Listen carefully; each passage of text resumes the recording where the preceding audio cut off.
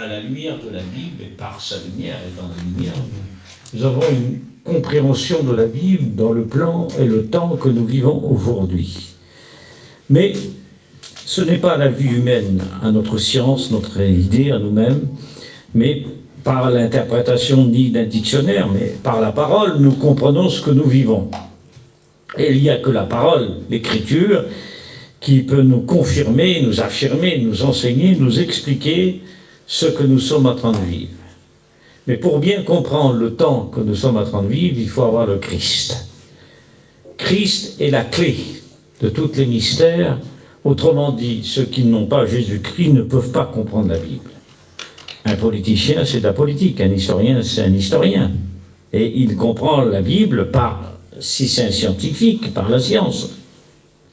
Mais la Bible, elle ne peut pas se déchiffrer d'une façon mathématique et d'une façon chronologique au point de vue d'un calcul. Mais la Bible se comprend par le Christ, parce que Jésus-Christ est le centre de la parole. Un homme au IVe siècle, il a dit, si Jésus-Christ ne serait pas venu, alors la Bible serait fermée. Mais Jésus est venu et il nous ouvre la beauté, l'immensité, la grandeur, la majesté. Il nous ouvre les couleurs et la compréhension et la clarté de la parole pour chacun de nous, afin que nous partons et que nous recevons dans cet instant une portion de la Bible. Comment allez-vous vider un océan avec un bol de café de l'océan? Vous ne pouvez pas vider l'océan avec un bol, avec un verre. Il est impossible. Donc nous ne pouvons pas tout saisir la Bible avec notre cœur qui pèse 300 grammes. Mais le Saint-Esprit, qui est une personne divine et qui est égal à Dieu, à Jésus, le Consolateur, est celui qui nous fait comprendre la Bible. Et sans plus tarder, pour vous expliquer le temps que nous vivons, parce qu'on vit des temps bouleversants, tout est remué, tout est changé, et nous arrivons à la fin des temps. Alors, on va lire donc l'apôtre Pierre, il dit ceci, 1 Pierre, chapitre 4, et verset 17, verset 7. Le verset 7. La fin de toutes choses est proche. Soyons donc sages et sobres pour la prière. Donc, l'importance de l'épître de Pierre. La deuxième épître de Pierre, l'apôtre Pierre a environ 70 ans lorsqu'il écrit l'épître, les deux épîtres, en l'an 66 de notre ère. Et il y a 40 ans qui se sont passés après Jésus-Christ, et voici ce qu'il dit. Au verset 12 du chapitre 1. C'est pourquoi je prends soin de vous parler de ces choses, bien que vous le sachiez, c'est-à-dire que vous le connaissez, et que vous soyez affirmés dans la vérité présente. Verset 13. Je regarde, c'est personnel. En premier, il dit, voilà, prenez soin de vous, il parle au pluriel. Mais là, il dit, je regarde comme un devoir, aussi longtemps que je suis dans cette attente, de vous tenir éveillés par des avertissements. Et ce soir, c'est avec des avertissements que je voudrais vous donner, vous parler des préliminaires, ce qui est préliminaire, ce qui est avant l'Antichrist, les choses qui doivent arriver. La priorité, c'est que nous sommes dans le temps de la grâce, dans la période de la grâce. Et tant que l'Église n'a pas été enlevée, nous vivons la grâce. La grâce, ce sont les 2 jours que Dieu a donnés. La grâce, ce sont les 2000 ans que Jésus a accomplis. Et que nous sommes, l'apôtre Pierre dit que vous sachiez, que vous connaissez, que vous ayez une connaissance, non seulement pas morale, mais spirituelle, biblique, spirituelle, pour que vous soyez éveillés. Il n'y a que ceux qui sont éveillés que ce sont des hommes heureux. C'est ceux qui sont engloutis par les soucis de la vie, et qui sont enchaînés par la vie, et qui vivent par la vie, qui ne comprennent pas ce que nous sommes en train d'arriver. Mais la Bible nous situe dans la fin. Et nous vivons actuellement des périodes prophétiques, bibliques, des signes prophétiques qui sont devant nous, à la dimension de Dieu, dont les hommes d'État sont en train d'exécuter ce que nous sommes en train de vivre. Ce sont des choses annoncées et prophétiques, écrites, enseignées Car seuls ceux qui lisent la Bible comprennent ces choses et qui vivent la Bible. La Bible, elle est belle lorsque nous la vivons. C'est pas ceux qui citent le verset, comme le psaume 22 qui était sur le navire. Et le vieillard, lui, il avait un langage qui n'était pas paraphrasé, mais il connaissait le berger, alors que l'autre, il avait un langage étalé, mais ne connaissait pas le berger. C'est ceux qui connaissent le Seigneur qui ont une vie en paix avec lui, et qui perçoivent la vie. Parce que la vie va venir très compliquée et très difficile. Et ceux qui ne connaissent pas Jésus-Christ vont sombrer dans des vagues morales. Et la psychose va monter. Mais pour ceux qui ont le Seigneur. Alors Jésus a dit, Jean 16 et verset 33, « Je vous ai laissé la paix. » Et la paix est une arbitre de Dieu. Elle est une garantie. Elle est la sauvegarde. Une paix intelligente et merveilleuse que nous ne pouvons pas se procurer. C'est pourquoi notre liberté aujourd'hui est captivée. Notre vie est contrôlée par les moyens de la technologie, le vaccin. Notre déplacement est visionné, notre activité est contrôlée, notre travail. Où les hommes sont divisés, où le Christ nous a unis, et il est là pour unir. Nos déplacements seront en quelque sorte contrôlés par le vaccin, par l'appartenance d'un gouvernement, séparé de ceux qui ne sont pas, et séparé de ceux qui ne sont pas vaccinés.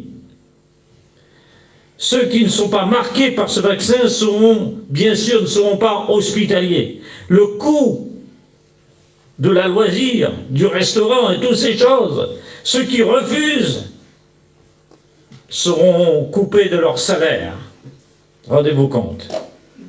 1 Timothée, chapitre 4, Paul nous enseigne que dans les derniers temps, il y aura des jours difficiles et compliqués, puisque l'un et l'autre ne pourra pas rentrer, l'autre pourra rentrer dans certains lieux.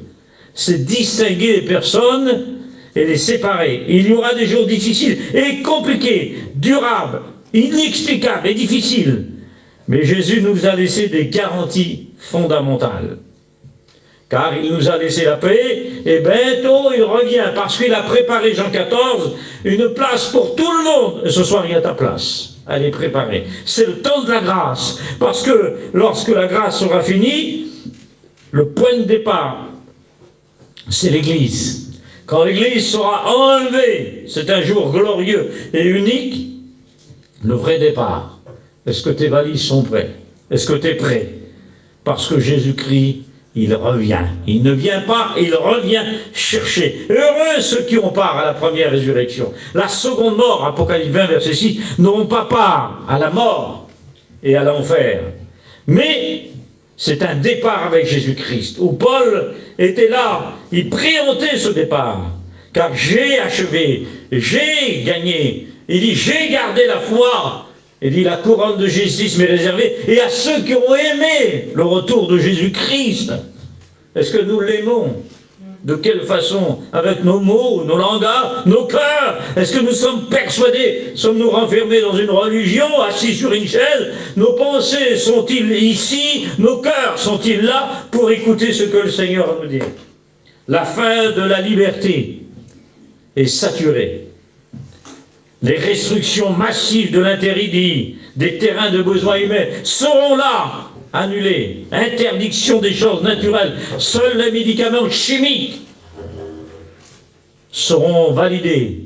Les écoles seront contrôlées par les gouvernements. Ce sont des choses que j'ai lues et que je suis obligé de vous le dire. Il y aura des dirigeants qui nous dirigera, qui sont au-dessus du toit du monde. Les Bill Gates, les milliardaires, les francs-maçons, dont Macron fait partie. Les prises de l'unité familiale, les prises de contrôle humain par un gouvernement mondial qui est en train de se préparer. Sommes-nous à l'écoute?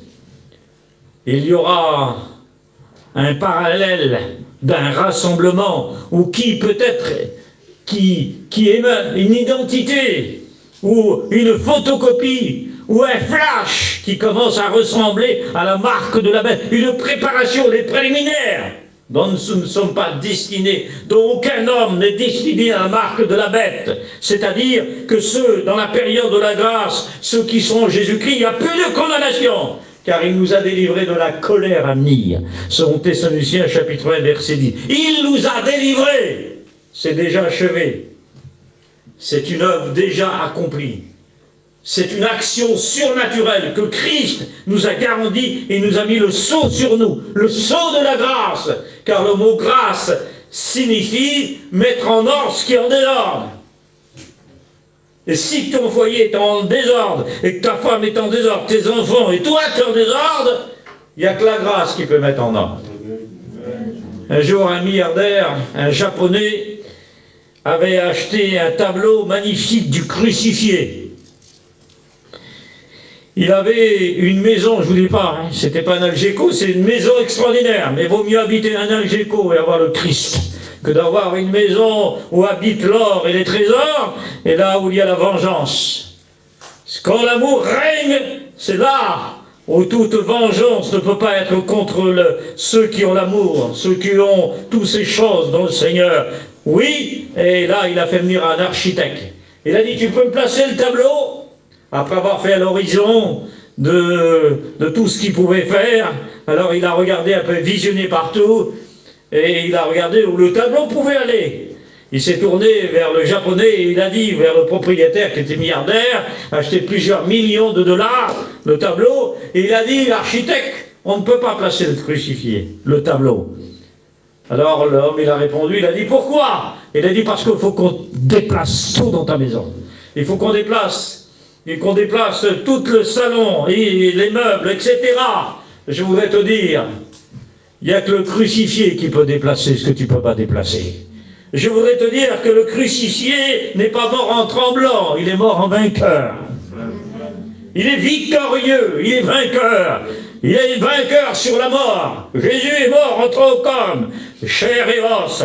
Mais n'oublions pas que Jésus-Christ, sa personnalité, elle était divine. Il est divin, il existe, il est puissant, il est glorieux. Et la mort de Jésus est prophétique, elle est rédemptrice, elle est purificatoire. Car Jésus est mort pour tous les hommes.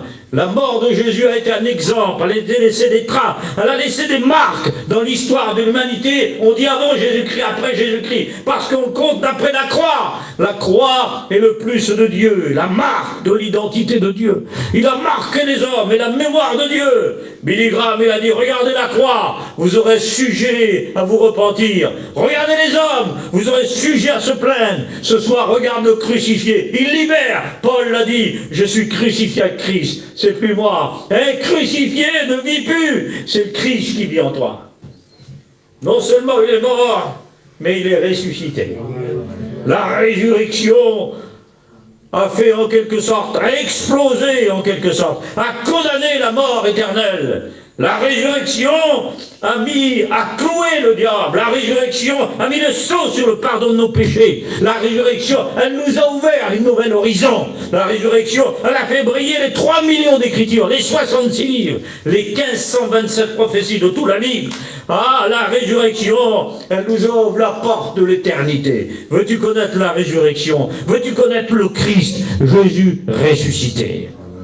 Nous sommes entrés dans une vie qui est compliqué. Les préliminaires de la préparation de l'Antichrist sont là, à la porte de tous les hommes. Les francs-maçons, les Illuminati, le monde mondial, la religion contre le Christ. Et là se prépare un flash prophétique à la préparation du 666. Nous ne sommes pas encore dans cette période-là, mais ce sont les préliminaires, les flashs qui sont en train de s'allumer. L'Antichrist ne peut pas apparaître selon l'apôtre Paul, dans le chapitre 2 des Thessaloniciens, et le verset 6 à 7. Ce qui le retient, c'est l'église de Jésus-Christ. Qu'elle est belle, l'église, elle est glorieuse, elle est magnifique, elle est plus belle que Rebecca. C'était la femme d'Isaac, qui était une juive, elle sortait de la Mésopotamie. Elle a Eva sur son épaule, c'est la belle fille d'Abraham. Mais l'Église de Jésus-Christ, c'est le corps du Christ, c'est sa fiancée, c'est sa promise qu'il l'a établie. Et bientôt, nous allons entrer dans les noces d'un terme grec qui veut dire la fête du mariage. Les noces, c'est heureux, ceux qui ont part à la première résurrection. Les noces, c'est réjouissez-nous, car nous sommes, la table est préparée. Dieu a préparé le banquet pour son fils, c'est le roi qui a préparé. Mais la colère de l'agneau, c'est malheur à ceux qui sont sur la terre. Et là, nous sommes en préparation, les préparations de l'autorité de l'impie. L'esprit de Babel qui se met en place dans le monde entier, c'est en train de se mettre en place. L'apostasie, elle prend son trône, elle s'assit l'apostasie. Oui, je voudrais dire le mot apostasie, c'est-à-dire loin de la base, la corruption, le mariage pour tout, l'abandon de la foi, les fausses doctrines qui sont en train d'arriver, les rivalités. Les murs qui sont en train de se monter, des faux docteurs, des faux ministères qui sont en train de se lever et qui ne sont pas établis par Dieu et qui donnent des séductions. La séduction, elle est puissante. Elle a coupé les foyers, elle a divisé les foyers. Mais le Saint-Esprit n'est pas un diviseur, il n'est pas un séducteur, il est le consolateur. Il a pour rétablir, pour reconstruire. Le Saint-Esprit, il convaincra, dit Jésus dans l'évangile de Jean, chapitre 16, il vous convaincra, il confondra le consolateur, le paraclet, le paraclétant, celui qui vient à votre aide. Le Saint-Esprit vous ouvre les yeux, il confond de justice, de péché et de jugement. L'esprit de Babel, qui est l'esprit de l'évasion, qui bâtit dans les plaines, l'esprit de commerce, l'esprit de trafic, l'esprit d'adultère, de tout ce qui pourrait corrompre. On peut marier deux femmes et deux hommes, où là le gouvernement accepte, dont la religion accepte tout ce compromis. Et c'est là l'esprit de Babel, la préparation de l'Antéchrist, où il viendra, tout sera prêt pour qu'il siège sur le trône. Il se siégera sur le trône, il viendra comme un cavalier, Apocalypse 6. Mais il se trouvera, Apocalypse 13, comme une bête qui sort de la mer. Ça, c'est bien sûr, c'est la plus grande État. Et la plus grande religion du monde, et la plus petite État, le Vatican, qui se prépare avec le faux prophète, qui est bien sûr le bras droit de l'Antichrist, le ministre de l'Antichrist, qui est en train de se préparer les trois religions du monde, où le pape parcourt la terre, et en train de préparer le judaïsme, l'islam et le catholique, pour préparer, se marier ensemble, unir une seule religion qui sera projetée à Apocalypse 17, la femme qui est assise sur la bête, c'est la moralité, c'est le monde physique de toute l'Europe, les 27 nations. Essayons de comprendre, c'est pas facile. Mais le Seigneur me donne l'intelligence pour que je comprenne. Moi, je suis un petit crayon, mes amis, je suis en première année. J'essaye pas, j'ai pas trop de connaissances. Ce qui compte pour moi, c'est que vous comprenez le Christ pour aller au ciel. Mais essayez de dévoiler les choses et de comprendre. C'est Isaac Newton qui a dit ceci, un astrophysicien en 1857. Il a dit ceci, en regardant sur son télescope, il a dit « J'ai vu passer Dieu ». Sur un télescope. Mais là, on est sur le télescope divin. Dommage, il n'a pas arrêté. Là, qui vient à La Réunion, dans nos conventions, nos missions, il y a 2 ans qu'on n'a plus de convention. C'est plus le temps de rassemblement, que Dieu fasse, mais c'est le temps du rétablissement. On a eu de bonheur, on a eu la grâce de connaître nos anciens, on a eu la grâce qui d'en fonder les fondements. Dommage, il y en a qui quittent le navire, il y en a qui font beau. Mais prions pour eux, pour rester sur la simplicité de nos anciens, qui nous ont apporté. Moi, j'ai eu un ancien, c'était Bayon, c'était mon père spirituel. Mais il m'a appris des choses. Il m'a piloté, j'étais à côté de lui. Il m'a donné des théories de la parole. Il m'a formé. Gloire à Dieu. Et Paul le dit à Timothée, tu as suivi ma constance, mon amour. Tu as appris de moi. Ah oui, il dit, demeure dans les choses que tu as appris. Il y en a qui s'en vont, ils vont apprendre d'autres choses. Votre message n'est pas l'ordinateur, c'est la parole. Votre puissance, eh ben, c'est pas autre chose que ce que le Saint-Esprit nous communique, qu'il est une personne divine. Dans notre vie, comment y a-t-il un salut sans l'évangile? Eh bien, on est arrivé aujourd'hui. Il y en a qui croient de trouver le salut sans l'évangile. Y a-t-il une onction sans le Saint-Esprit? Y a-t-il une doctrine sans la Bible? Eh bien non. Y a-t-il une conviction sans le Saint-Esprit? C'est impossible. Restons sur les bases de la parole. Il persévérait dans l'enseignement, acte 2, verset 42, et bien sûr des apôtres, et que nous ne soyons pas emmenés à toutes sortes de doctrines, mais ouvrons nos yeux par des avertissements, dit l'apôtre Pierre. Et j'essaye d'éveiller votre esprit. Bon, il y en a qui sont, aujourd'hui, ce soir, il y en a qui ne sont pas convertis et qui ont besoin. Dieu est amour. Ah oui, le péché a fait des perdus, mais Jésus fait des sauvés. Il sauve. Dieu cherche des adorateurs, à ceux qui sont des nouveaux. Le Saint-Esprit, il nous remplit du Christ. Ah oui, et la Bible, elle nous ouvre nos yeux pour avoir des richesses de sa connaissance. Dommage, il y en a qui ont trop de connaissances dans le monde. Il y en a qui sont trop riches sur la terre. Ils sont pas assez riches dans le Seigneur. Ben oui, riches dans le Seigneur. Avoir des connaissances bibliques. Vous prenez les témoins de Jéhovah, ils ont des connaissances extraordinaires, mais ils n'ont pas le Christ. Ah ben, vaut mieux être un ailleurs, puis être rempli du Christ. Eh ben oui, c'est ça, c'est certain. Mais vous avez le privilège. Affirmez-vous, attachez-vous, rachetez le temps, purifiez-vous dans le Seigneur.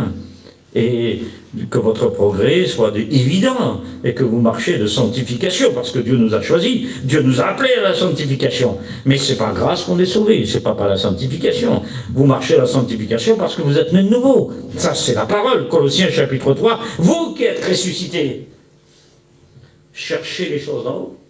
Il n'y a que ceux qui sont nés de nouveau qui cherchent les choses en haut. Comment allez-vous vous faire comprendre à quelqu'un, même s'il est baptisé, qui vient à la réunion, il passe à Sainte-Seine, il participe à la réunion, au culte, à tout, à les actions de l'œuvre de la mission, de l'œuvre de Dieu, parle-moi. Mais il n'a rien compris, il ne sait pas. Il fume, il boit, et si vous s'amusez, il faut s'amuser. Mais il n'est pas mort, celui-là, il n'est pas crucifié, il n'a rien compris, il n'est pas né de nouveau. Cet homme-là, cette femme-là, si c'est ton cas ou quoi, il faut que tu te mets à genoux. Et tu demandes pardon, parce que le pardon, il libère. Le pardon délivre. Le pardon te transporte. Il enlève tes chaînes, que tu es captivé dans tes pensées, ton angoisse, et tu ne dors pas de la nuit. Le Seigneur est vivant. Il est tout-puissant. Pardonne-leur, car ils ne savent ce qu'ils font. Le pardon, c'est oublier, c'est effacer, c'est plus en parler. Le pardon, c'est Dieu qui n'accuse plus, mais ne se rappelle plus. Gloire à Dieu. On va plus loin. C'est bon, vous comprenez? Merci Seigneur. On a une introduction là.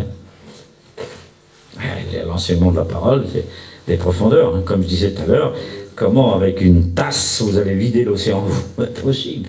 Spurgeon, il a dit, c'est beau. Il a dit, j'ai lu plus de 100 fois la Bible, je fais qu'effleurer le bord océan. Il dit, c'est comme un petit enfant qui voudrait au bord de la mer, vider tout la mer, et il avait fait un petit trou. Ben, comment il va vider l'océan? C'est pas possible. Ah oui. L'ancien est enveloppé dans le nouveau, le nouveau dans l'ancien, et l'ancien dans le Nouveau Testament. La Bible, c'est le livre le plus long du monde, mais c'est le livre le plus lourd, mais c'est le livre le plus profond au monde. Le puits, Jean 4, il est profond. Ils ont essayé, mais ils n'ont pas pu. C'est plus profond que la Terre. La Terre fait 36 000 km de profondeur. Eh bien, la Bible, on ne peut pas. Il n'y a aucun géomètre qui n'est pas de Dieu qui peut les compter. Il n'y a que le Saint-Esprit qui nous rentre dans les profondeurs. Alors, l'Écriture nous affirme bibliquement que l'Église, elle est enlevée avant l'apparition de l'Empire. Apocalypse 3, versets 10 à 11. Je te garderai en dehors de la tentation qui va venir sur les habitants de la terre. Alors, je suis en train de monter, structurer des structures, l'architecture de la Bible, comme une maison qui prend forme avec des pierres. Comment vous voulez bâtir une maison sur le sable? L'envent et l'emporte. Mais on ne pourra bâtir sur les fondements, dit Paul à Corinthiens 3. On bâtit, le sage doit bâtir sur des fondements solides. Et j'essaye de bâtir. Celui qui doit être levé, c'est bien le Seigneur. Celui qui doit être glorifié parmi nous, c'est bien Jésus-Christ. Nous ne sommes pas une rencontre moraliste. On n'est pas là en tant que famille, on est là en tant qu'Église. Le local ne reste que le local, puisque l'Église va être enlevée, il ne restera qu'un local. Il appartient à la terre, mais il sert pour le Seigneur. C'est nous l'Église, c'est nous les pierres. Est-ce que vous comprenez? Il a fallu que le corona arrive, quelquefois pour certains, pas pour d'autres, comprendre que l'Église, ce n'était pas les pierres, c'était nous. Nous sommes des pierres vivantes. Alors, que l'Église, elle est enlevée, et je te garderai en dehors de la tentation qui va venir sous les habitants de la terre. Et le texte grec dit, je te garderai en dehors de l'heure de la tentation qui va venir sur les habitants. À partir du chapitre 3, vous allez comprendre comme ça, parce que l'Apocalypse, elle n'est pas faite pour les Echten, elle est faite pour les chrétiens, pour les serviteurs de Dieu, pour les étudiants, pour les candidats. Elle est faite pour ceux qui sont en Christ. Heureux ceux qui lisent, chapitre 1, verset verset 3 de l'Apocalypse. Et introduction, chapitre 1. Chapitre 2, chapitre 3, c'est la période de l'Église et la période de la grâce. Chapitre 4, c'est l'enlèvement de l'Église. Et chapitre 3, verset 11, je te garderai en dehors de la tentation qui va venir sur les habitants de la terre. Ah oui, mais chapitre 4, l'Église, elle est partie. Terminée, on ne la voit plus. Fini. Elle est disparue. Chapitre 5, c'est la rédemption éternelle. Et personne n'était digne d'ouvrir le sceau. Celui qui était digne, car Jean pleurait, et là, David Gard lui dit, celui qui est digne, c'est le lion de la tribu de Juda, qui est digne. L'agneau qui est digne. Car Jésus n'est pas venu comme un lion, il est venu comme un agneau. Le diable est comme un lion, il prend la forme la plus visible, la plus tonnerre, la plus autoritaire, la plus monstrueuse pour démontrer son caractère. Mais comme un lion, dit l'apôtre Pierre. Mais c'est pas un lion, c'est un imitateur. Tandis que Jésus dit, je suis, il est le je suis la vérité. Son identité, elle ressemble à ce qu'il est. Son langage est par rapport à son caractère. Ses enseignements, c'est par rapport à sa nature, de ce qu'il est. Il vient d'en haut, il n'a pas de domicile. Mais laissez-moi vous dire que nous sommes en train de vous expliquer que je te garderai en dehors de la tentation, parce que tu as gardé la parole de la prophétie. C'est une conséquence. Et au chapitre 4, l'Église monte ici. L'Église, elle monte. Qui veut monter? Qui veut partir? Qui veut s'en aller? Vous n'avez pas marre de la vie, vous? Moi, je ne suis pas vieux, j'en ai marre de la vie. Moi, je n'ai pas connu le monde, j'ai connu l'œuvre de Dieu, j'ai connu à servir le Seigneur. J'avais 12 ans, je connaissais Jésus-Christ. Je suis encore en première année, je vous le dis, je suis encore un étudiant. Arrivé, je croyais, non, je ne suis pas arrivé encore. Et il me tarde encore, parce que j'aurai l'éternité pour le découvrir. Je veux rentrer à la maison. Bientôt, je vais rentrer à la maison. Mais celui qui garde la parole, je le garderai, et l'Église ne connaîtra pas l'apparition. Avant la semaine de Daniel, avant la période de la séducteur, avant l'abomination, avant la colère de l'agneau. Parce que dans la colère de l'agneau, c'est l'Église, elle est dans les cieux. Elle est dans le ciel pendant 7 ans. Un temps de temps, la moitié d'un temps. Un temps séducteur. Un temps où l'Antichrist, la bête qui apparaîtra sur la terre, et dirigera le monde. Parce que la colère de l'agneau, c'est l'Église qui rentre. Elle trône. C'est Jésus qui la présentera à son Père. L'Église, elle est vêtue de feu. Tandis que la colère de l'agneau, c'est la femme qui est assise sur la bête. C'est la prostituée. C'est la statue de la liberté. Elle est assise sur un fondement avec des chaînes à New York, à Manhattan. Elle est sur les eaux. Elle est face à l'Europe. Parce que la femme assise sur les eaux, c'est l'Europe. Ça veut dire la femme séduite par la bête au bord de la mer, dans le texte original. Et si vous prenez la pièce de 2 € que vous avez dans vos poches, il y a Apocalypse 17, la femme, elle est déjà assise. Mais où? Eh bien, vous la regarderez. Allez sur la ville de la capitale, à Strasbourg, dont il n'y a pas longtemps j'ai été encore. Devant, regardons une bête. Et la femme, elle est assise avec une lance. Et sur l'extrémité de la bête, il y a une queue. C'est les vagues. C'est Apocalypse 17. Elle est sur les timbres à Berlin. Vous verrez à Berlin les 4 chevaux de l'Apocalypse. Où là, Hitler a emmené l'hôtel, où le sang a coulé. Ce sont des choses qui sont devant nous.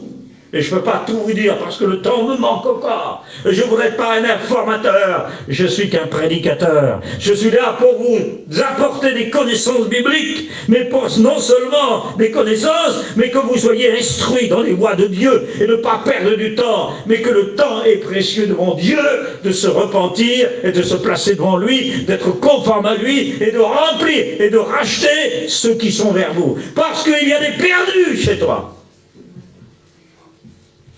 Ton mari, tes enfants, ta fille, où le diable a volé le butin de l'Éternel, il faut la récupérer, il faut aller dans le terrain étranger, mais il n'y a que ceux qui sont habillés, il n'y a que ceux qui ont les chaussures, il n'y a que ceux qui sont vêtus, il n'y a que ceux qui sont l'onction, il n'y a que ceux qui ont le Christ qui peuvent aller dans les terrains. Oui, allez-vous envoyer dans une maison en flammes, vous?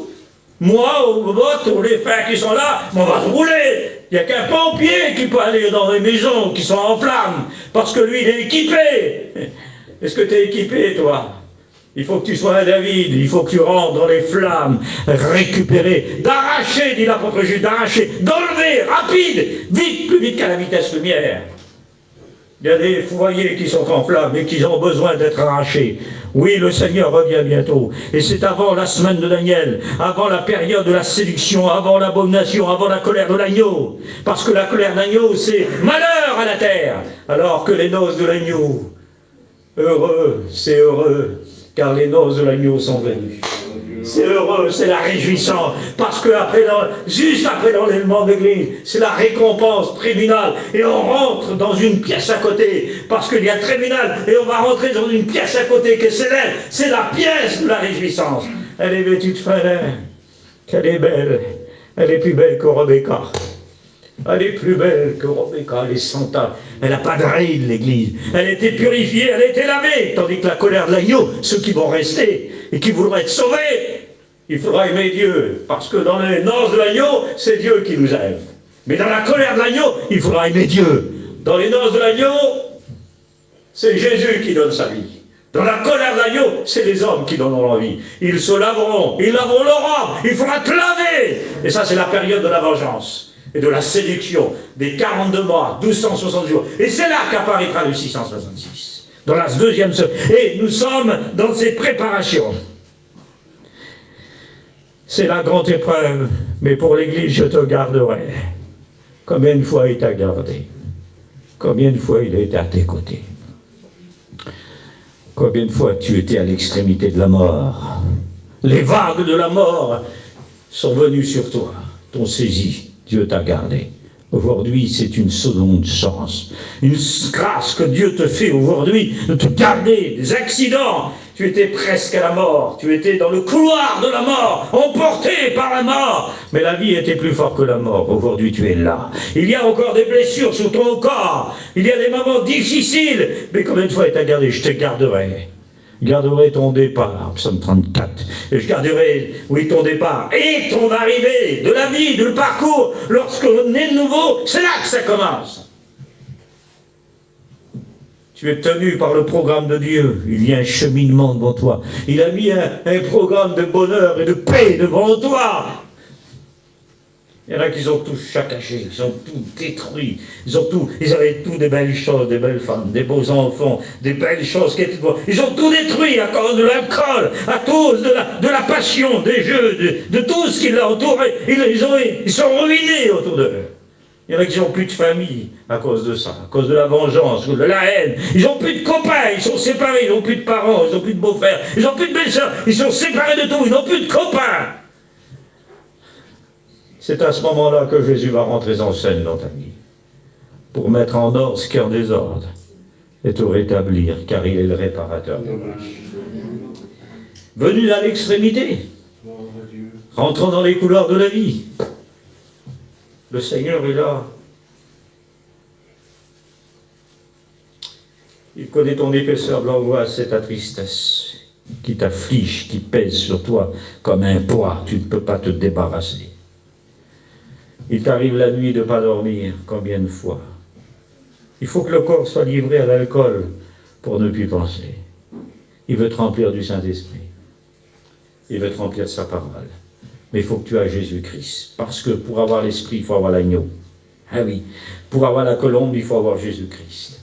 Et si tu n'as pas l'agneau, tu n'as pas la colombe. C'est important. Le Seigneur est là pour nous préserver à l'extrémité des couloirs.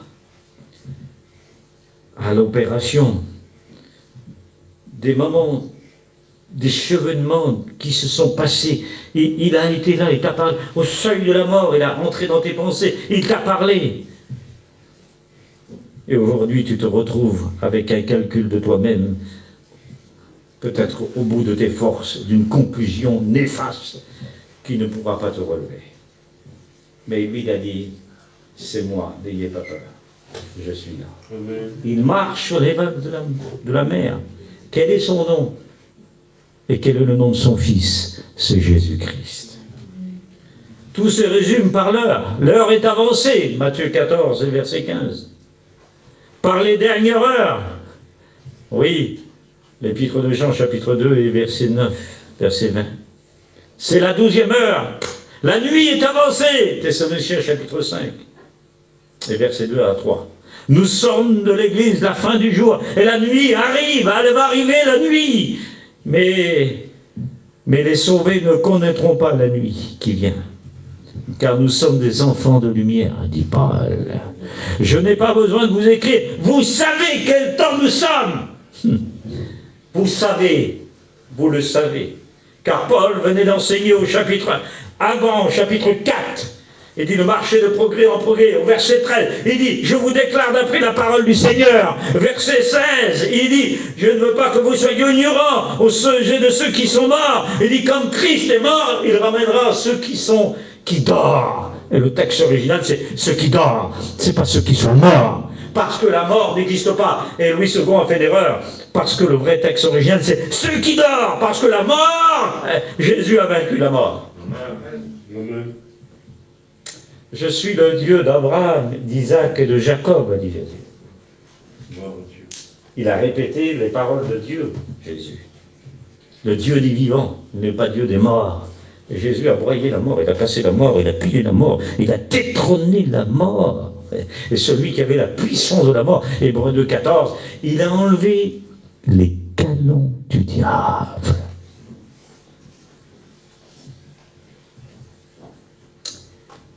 Il a anéanti l'idée des couloirs d'histoire de la signification, c'est dans la Bible. Ça veut dire, il a enlevé, ça veut dire qu'il a renversé toute une armée.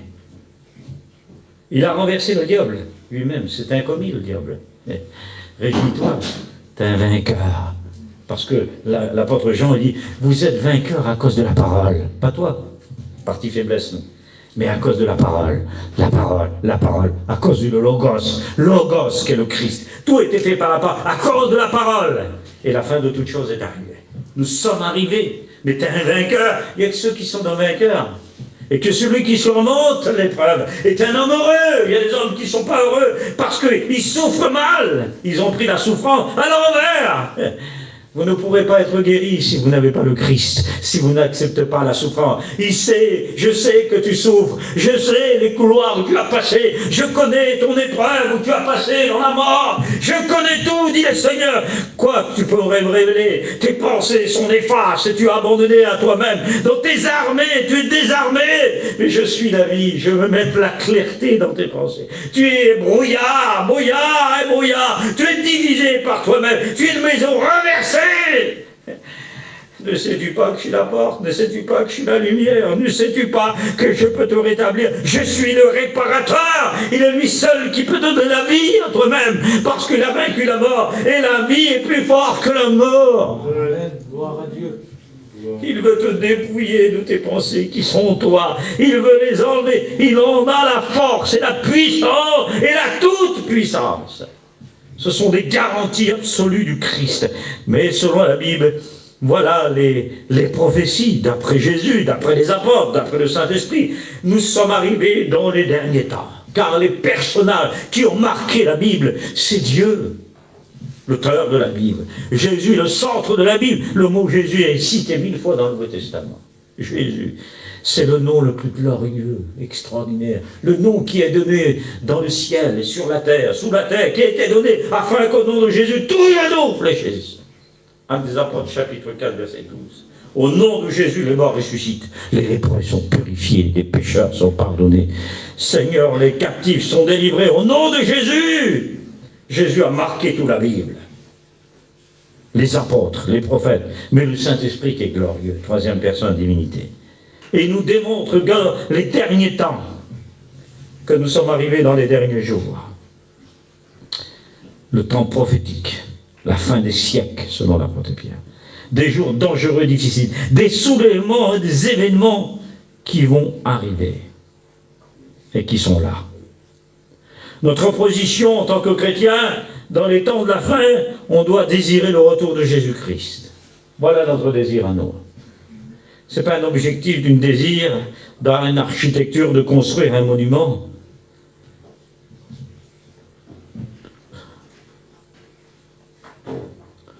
Est-ce que ce désir est avant notre commerce? Avant notre construction? Ou est-ce que notre désir, nous l'avons mis dans un armoire? Il est en second plan. Avoir Jésus, c'est réussir. Savoir réussir dans sa vie. Il y en a qui ont réussi dans la vie, mais qui n'ont pas réussi leur vie. Il faut que le retour, ce désir éminent, glorieux, spirituel, surnaturel, Apocalypse 22 et verset 17, c'est la prière des chrétiens qui disait Maranatha, Maranatha, Seigneur. Ça veut dire le Seigneur vient, il revient, le Seigneur revient. Il y en a qui disaient pas parce qu'ils ne sont pas prêts encore, ils n'ont pas l'assurance, ils n'ont pas la garantie de leur salut.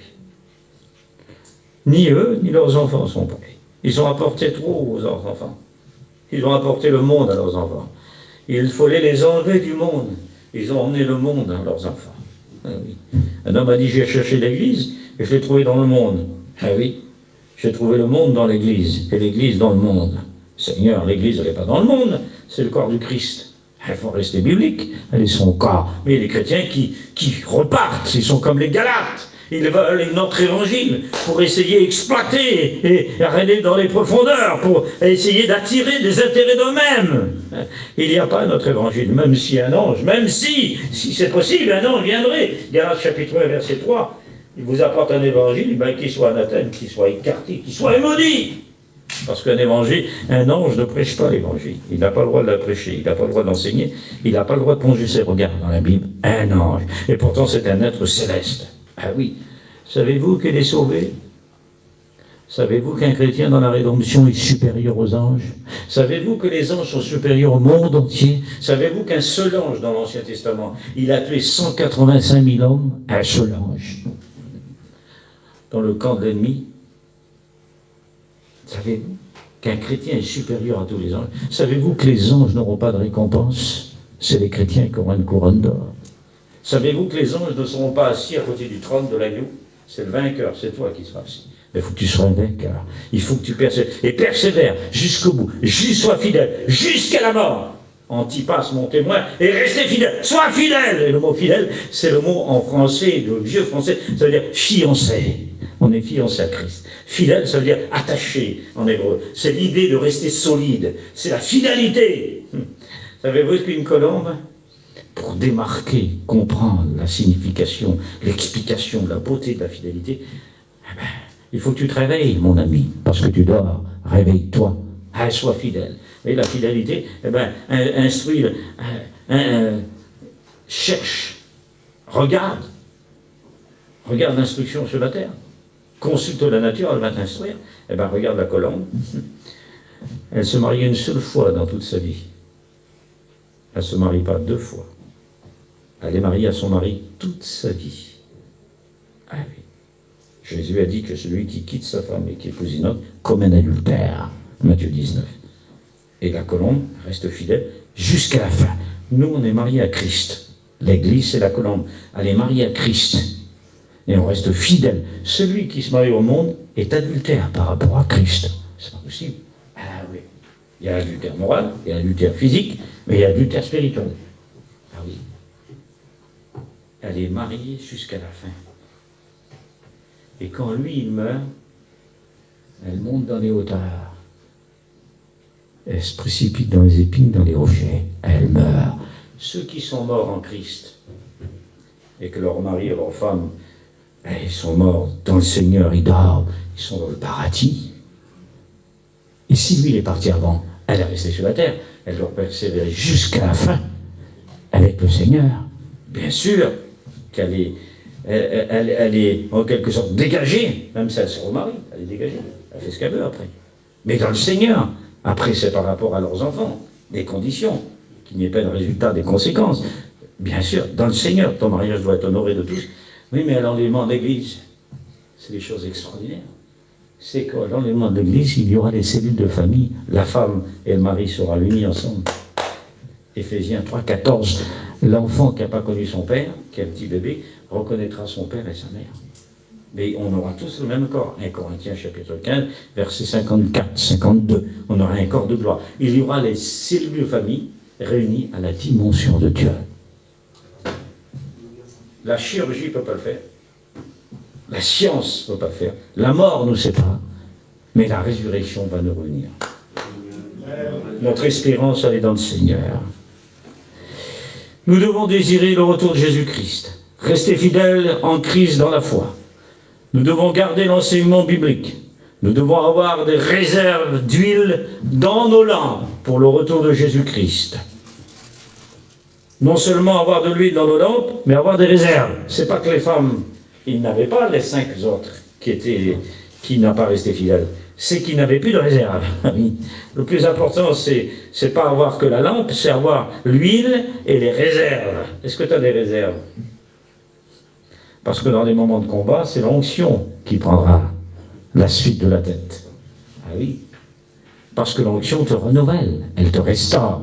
Parce que l'huile, David dit ceci, il dit, il me oint d'huile ma tête, Psaume 22, Psaume 23. Oui, mais il dit un autre texte, il dit ceci, tu me donnes l'huile la meilleure, et tu me donnes la force du buffle. C'est-à-dire que le buffle, il pouvait oindre son corps, ou ses cornes, symbole de l'autorité.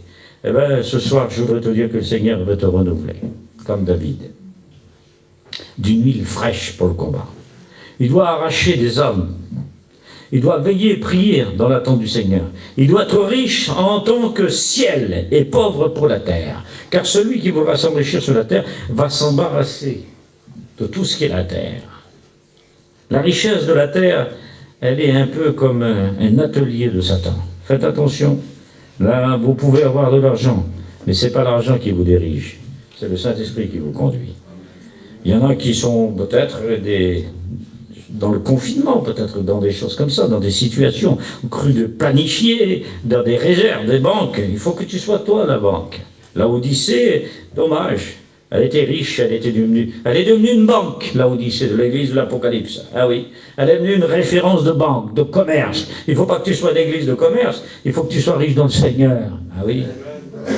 Au moment de la prière, on va voir que tu vas prier. Si les louanges sortent de toi, si tu parles de Dieu autour de toi. Si tu es une femme qui sert le Seigneur, ou un homme qui sert le Seigneur dans le témoignage, si tu es une femme qui bâtit ton foyer, tu seras riche dans le Seigneur. Quand tu visites les uns les autres, il ne faut pas que tu parles de ta cuisine, ni de ta maison, de tes pierres. Il faut que tu parles du Christ. Il faut que l'huile coule sur toi.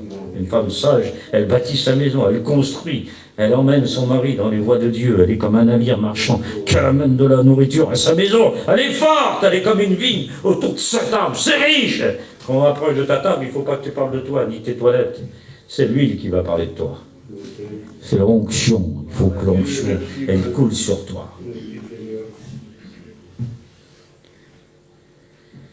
Il y a une pensée qui perce mon esprit en disant ceci. L'onction ne restera pas sur un caractère qui est violent. La colombe ne restera pas sur un foyer qui fait du bruit. Si un homme est colérique, la colombe va s'en aller. Il est prêt à renverser la table parce que la table n'est pas mise. La femme n'a pas fait si vite et qu'il est en colère, prêt à la gifler, prêt à la taper. La colombe ne restera pas sur toi. Une colombe ne vit, elle n'est pas méchante, une colombe. Ben non, parce que si vous prenez un pan, vous savez combien de couleurs il a le pan? Je ne voudrais pas commencer sur cette étude, mais le pan, ni une histoire historique sur le pan. Le pan, il a 6 couleurs. Il a une couronne sur sa tête de 6 couleurs. 3 arpents sous ses pieds. 666. C'est l'esprit de l'Antichrist. C'est le symbole de l'orgueil. Vous voulez voir l'orgueil? Allez voir un pan. Vous voulez voir l'humilité d'esprit? Regardez la colombe.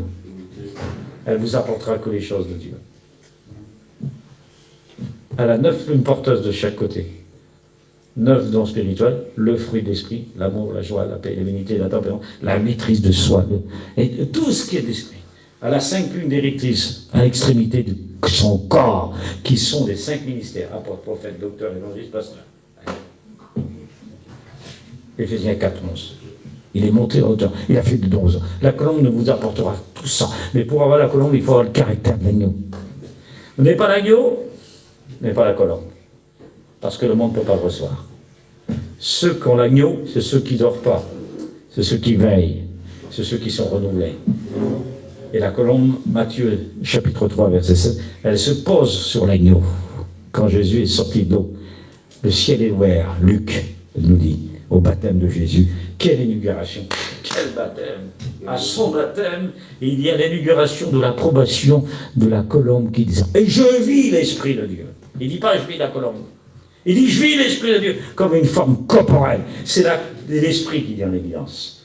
Et il présente la colombe. Vous voyez, parce que le seul animal qui présente la colombe, c'est le Saint-Esprit, c'est la colombe. 250 millions d'espèces créées par Dieu, d'animaux reconnus par les scientifiques. 500 millions, la moitié de 250 millions qui ne sont pas reconnus. 250 millions qui ont des noms, que Adam et Ève a donné des noms aux animaux qui ouvraient l'intelligence. Et la colombe, elle typifie tout ce qui est blanc, tout ce qui est pur. Il faut que l'agneau apparaisse dans ta vie. Il n'y a que ceux qui pardonnent qui ont le caractère de l'agneau. Il n'y a que ceux qui bénissent qui ont le caractère de l'agneau. Ceux qui se lèvent et qui, peut-être dans des moments difficiles, des paroles qui sont choquantes comme des armes et nous font mal, et nous terrassent, le diable voulait nous faire mal à cause de l'autre, et l'autre nous crée des injustices. C'est pas possible, Seigneur, j'étais dans des situations, mais c'est pas moi, c'est eux, l'injustice. Il vaut mieux accepter l'injustice que la créer. Parce que si ta belle-fille a créé une injustice, imaginez-vous qu'une belle-fille te crée de l'injustice, ou ton gendre te crée de l'injustice, parce que tes enfants, ils ne veulent pas les donner. Rendez-vous compte, quelle humiliation, quel mépris, le sentiment le plus touchant qui nous brise. Il n'y a ni révolte, mais c'est dans la foi et dans l'amour que nous sommes triomphants. Que nous renversons toutes ces situations. Et combien, à cause de Jésus-Christ, que vous l'aimez. Et je voudrais que vous soyez éveillés. Si vous voyez vos visages, ils sont brillants. Vos yeux sortent comme ça. Parce qu'il y a un signe de la parole qui coule comme du miel à l'intérieur de vos vies. La parole est en train de vous faire du bien. Elle est en train de vous laver, vous nettoyer. Elle restaure des pensées qui sont au-dedans de vous-même et donne des formes et des couleurs, comme un peintre qui est en train de peindre un Picasso. Vous êtes un Picasso spirituel. Vous devrez être des sujets de Dieu. Doit être celui qui s'engage dans l'œuvre de Dieu, doit être brisé de ce qui fait tout obstacle pour servir Dieu, dans les temps que nous vivons. Je termine, ça fait déjà 1 heure, mais ça passe vite. Oui, l'Église, elle est située dans le temps de la fin. Des événements prophétiques sont là. Selon la Bible, nous sommes entrés dans la dernière heure, c'est-à-dire, bibliquement parlant, nous sommes la 12e heure. Et dans le texte original, c'est l'heure finale, dit l'apôtre Saint Jean. Je vous écris parce que c'est la dernière heure. Alors l'ange de Dieu, c'est la 12e heure. Je fais un rappel, un résumé. Quand Jésus est venu, c'est la 11e heure. Et à un moment, il a dit, il y a 12 heures dans la journée. Ça y est, Jésus nous a laissé un message. L'horloge de Dieu, les 12 heures. C'est le temps, le moment de te lever et d'aller demander pardon à ton frère, parce que Jésus revient. Celui qui ne sera pas en accord avec son frère, avec sa sœur, ne sera pas enlevé. Celui qui n'est pas en accord, qui n'a pas pardonné, celui qui est à côté de lui, qui a fait mal, et qui prend la Sainte Seine, prend un jugement contre lui-même. Matthieu 5, 25. Si tu te souviens que ton frère a quelque chose contre toi, c'est pas toi, c'est lui qui l'a provoqué. Le pardon va libérer ton frère du mal qu'il a fait contre toi. Quelle importance. Le sang de Caïn crie vengeance, le sang de Jésus crie pardon. La haine laisse des traces et des marques. Le pardon efface et oublie. De pardonner, c'est plus en parler. C'est plus remuer. Mais je voudrais que la parole de Dieu soit, elle passe à l'intérieur de vos vies comme meilleure que les bombes de Galate. Je vous tiendrai toute la nuit en parlant comme ça. Toute la nuit, les jours, je vous tiendrai. À la grâce que Dieu m'a fait, et à chacun de nous, que Dieu il a donné la répartie selon sa capacité. J'aime la Bible. Jésus-Christ, c'est une histoire d'amour pour moi. Je l'aime. Et rien au monde Rien ne me séparera de l'amour de Dieu, ni la mort, ni les tribulations, ni les persécutions. Parce que j'ai donné ma vie à Jésus-Christ.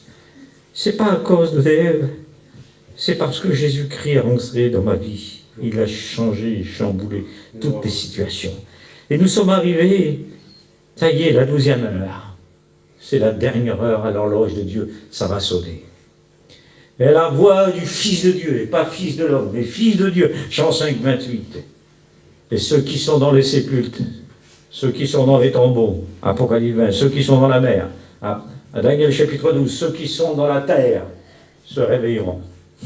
Dites-moi, comment ils vont faire, ceux qui sont morts physiquement, les chrétiens dans la foi, comment ils vont faire dans les tombeaux, dans la mer, à 25 km de profondeur, dans la poussière, comme dit Daniel, comment ils vont faire pour se réveiller? Parce que tu es poussière et tu retournes à la poussière. Le corps est composé d'étain, de plomb, de fer. Il a toutes sortes de compositions de la terre. Et il retourne à la terre. Comment il va faire? Il est poussière. Comment il va faire pour revenir? Car à la voix du Fils de Dieu, les morts sortiront des tombeaux. Les tombeaux vont s'ouvrir. Les cercueils vont s'ouvrir. Comment ils vont faire? Puisque l'âme, elle va dans le paradis. Les anges l'emportent. Luc 16, 23. Ils l'emportent dans le paradis. Et rentrent dans le paradis, dans le repos de Dieu. Et là, ils ne se souviennent plus de la manière, selon 1 Corinthiens 15, verset 54. Ils ne se souviennent plus de la manière où ils sont morts. Comment ils vont faire? Et nous sommes arrivés à l'heure de l'horloge de Dieu. Comment ils vont faire? C'est le miracle de la résurrection de Jésus-Christ. Parce que Jésus est ressuscité. Il est le premier de tous les morts. Apocalypse dit, il est le premier-né de tous les morts, le prodige de ceux qui sont morts. C'est de la science que je vous dis. Ça ne surpasse ce que je vous dis. Ça nous dépasse ce que je vous dis. Est-ce que vous croyez ce que la parole, elle dit? Et pas ce que je dis, mais ce qui est écrit, est-ce que vous le croyez? Ouais. Je ne vous essaye pas de vous persuader une doctrine étrangère, d'un commandement des hommes. Mais ce n'est pas un autre évangile, c'est l'évangile. L'évangile. Et il y en a plein qui ne croient plus à cet évangile-là, malheureusement. Ils ne croient plus, ils croient qu'ils vont rester sur la terre avec leur corps. Et il faut le ramasser, il faut bâtir, il faut construire, il faut se lever de bonheur, il faut travailler. Bien sûr qu'il faut travailler, c'est aux parents de travailler, mais quoi, nous vivons par ça. Savez-vous pas que la nourriture que nous vivons sur la terre n'est que pour un temps? Elle ne dure que pour un temps, mais ma nourriture, c'est fait la volonté de Dieu. L'heure vient, elle est déjà venue, a dit le Seigneur, c'est la 12e heure. Il faut racheter, arracher les perdus. Pour que ton enfant et ton garçon et ta fille ne va pas en enfer. Parce que l'enfer, tu sais ce que c'est? C'est des vers qui ne meurent pas et qui rongent le corps. Il a typifié Jésus.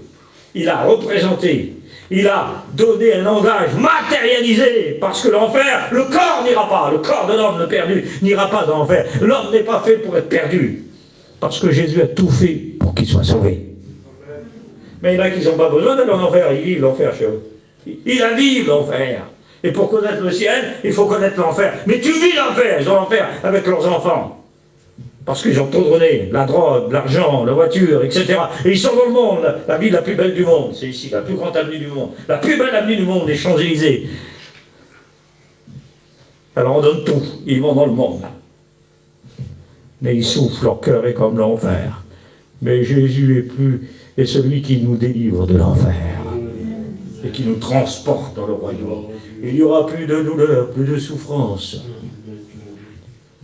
Parce que ceux qui vont dans l'enfer, avec quel corps ils vont aller? Ils n'iront pas avec leur corps. De même que le chrétien, à la résurrection, les vivants sont changés. Pour aller au ciel, il faut avoir le corps de Jésus pour aller au ciel. Hein? Comme Jésus, Philippiens 3,21.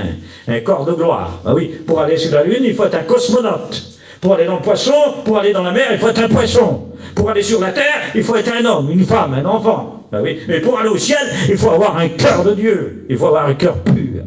C'est lui qui rend capable. C'est la nouvelle naissance. Jean, chapitre 3, verset 3, verset 5. Né d'en haut, et tu vas au ciel. Oui, mais ça, c'est anticiper l'éternité. Mais pour entrer dans le ciel, Apocalypse 21, mais qu'est-ce qu'il faut? Ah oui, il faut avoir un corps de gloire. Mais pour aller dans l'enfer, mais comment qu'ils vont faire? C'est pas l'homme. L'âme d'un perdu, elle va où? Elle va dans le séjour des morts. Oui, mais ils vont ressusciter. Oui. Mais comment que ça va se passer là? Ben nous, ceux qui sont morts, leur corps qui est physique, s'il est mort infirme, comment il va ressusciter? S'il est mort mortel, comment il va ressusciter? S'il est mort naturel, comment il va ressusciter? Et s'il est mort vieux, comment il va ressusciter? Eh ben, le mortel ressuscitera d'immortalité. Et s'il est mort naturel, eh ben, il ressuscitera spirituel. Mais s'il est mort dans la souffrance, il a diminué dans son corps, il ressuscitera plein de gloire. Ben oui. Oui. Et s'il est mort infirme, il ressuscitera plein de puissance. Parce que dans le ciel, il n'y a pas de chaise là-bas.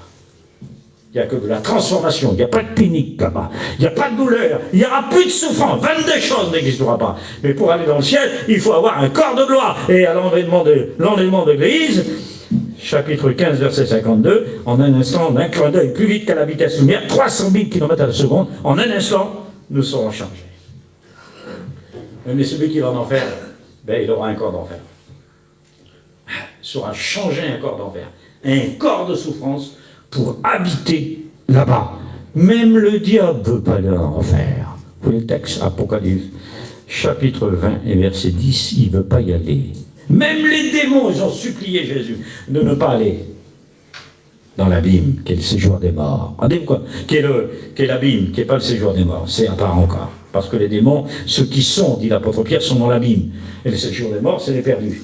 Mais dans le paradis, c'est les sauvés. Mais tout sera réuni, Apocalypse 21, des nouveaux cieux et nouvelles terres. Éphésiens chapitre 1, verset 10, nous allons être réunis dans la gloire. Alors l'horloge de Dieu, ça y est, nous sommes à la 12e heure. Les signes annonciateurs sont là. Et tout est en préparation. Ce soir, il faut que tu te mettes en règle. Que le rétrograde revient au Seigneur. Que ceux qui ne sont pas convertis, qui ne connaissent pas Jésus, se donnent au Seigneur. Que le serviteur de Dieu soit un homme spirituel et qu'il exerce ce que Dieu lui a donné autour de lui pour arracher les âmes.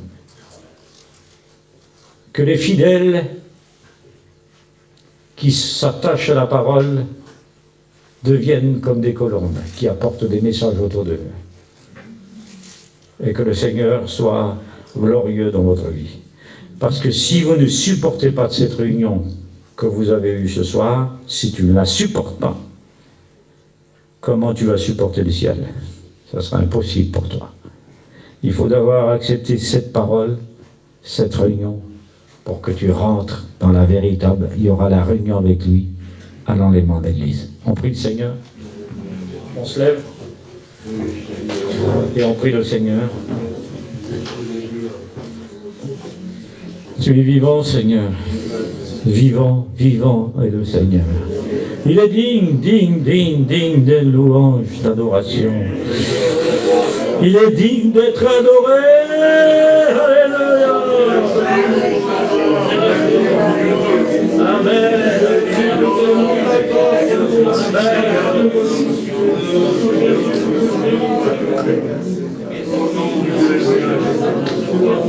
Louez le Seigneur, glorifiez son saint nom. Que le pécheur se repent, que le rétrograde lui au Seigneur.